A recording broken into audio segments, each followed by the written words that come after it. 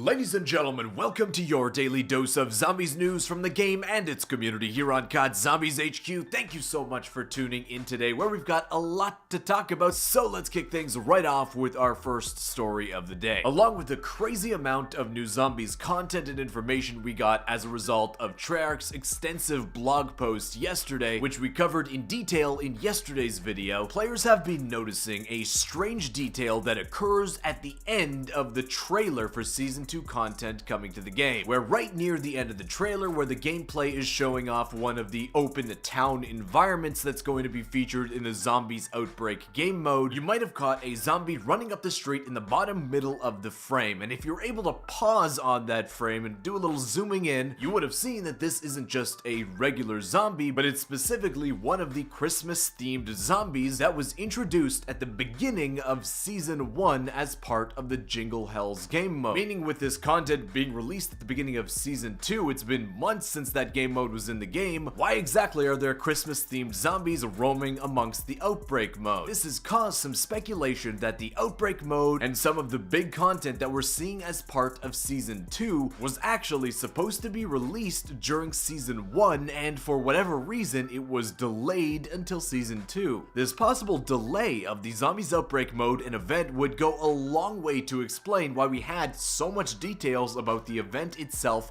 prior to them even starting to put it into the game code, and would also kind of explain the weird timing of the release date of FireBase Z, releasing seemingly out of nowhere at the end of Season 1, where it was never advertised to be releasing in the first place, where perhaps TREYARCH ended up just straight up releasing FireBase Z early, hoping to tide the community over until Season 2, now that they knew that this Zombies Outbreak game mode had to be delayed. The reason this is important is that if this is in fact the case, it might mean that the release timing of FireBase Z at the end of the first season is something that going forward we should not expect to continue, and that perhaps the next regular traditional style zombies map, which we expect to be set somewhere in Berlin, may end up being more likely to release at the beginning of Season 3 rather than somewhere at the end of the upcoming Season 2, which, if that is the case, does kind of suck, because it means we're gonna have to wait a little bit longer for new map content to come into COD Zombies, but it does go a long way to help explain some of the weird, wacky release timings we've seen of Zombies content so far. Next up, moving on to our second story of the day, one of the new features revealed to be coming into the game with Season 2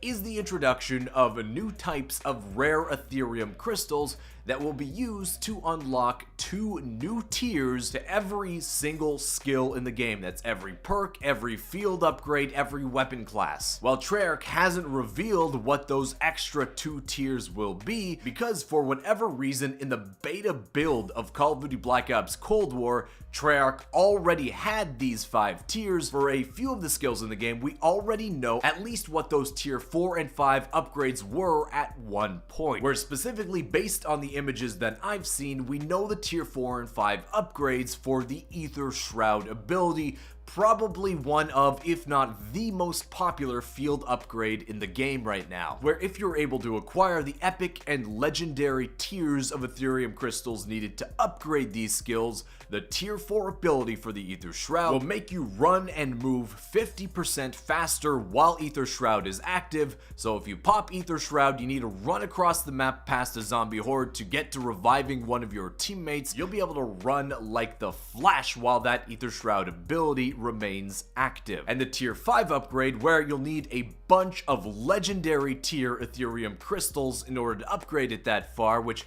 again, we don't really know how difficult it is going to be to acquire those legendary Ethereum crystals, but if you do manage to get them, and if this tier stays the same, it is probably going to be just straight up the best tier in the game, where the tier 5 ability enables you to have a second charge of Aether Shroud ready to go anytime you want, meaning that the fully charged Aether Shroud ability will always have 2 separate uses for you, ready to rock whenever you need it, and along with the 50% extra speed boost, means for those dedicated medics in COD Zombies, you know who you are, because I'm one myself, you'll basically always be able to have an Aether Shroud ready to rock on standby in case you or one of your buddies need it. With how crazy good this tier 5 upgrade for Aether Shroud will be, it does kind of make me interested interested and a little bit concerned to know what the other tier 5 upgrades for all of the perks, weapon classes, and other field upgrades ability are going to be in this game, maybe making you just an absolute tank by the time you upgrade all of them. The only problem will be, as we discussed earlier, that the ability to acquire the epic and legendary tier Ethereum crystals needed to upgrade these abilities is likely to be a lot more difficult, a lot more random, and a lot more time consuming than it takes to upgrade just the regular abilities using regular old raw Ethereum crystals that you get every single milestone round. Whereas these new crystals are likely to have a degree of randomness associated to when you actually get them,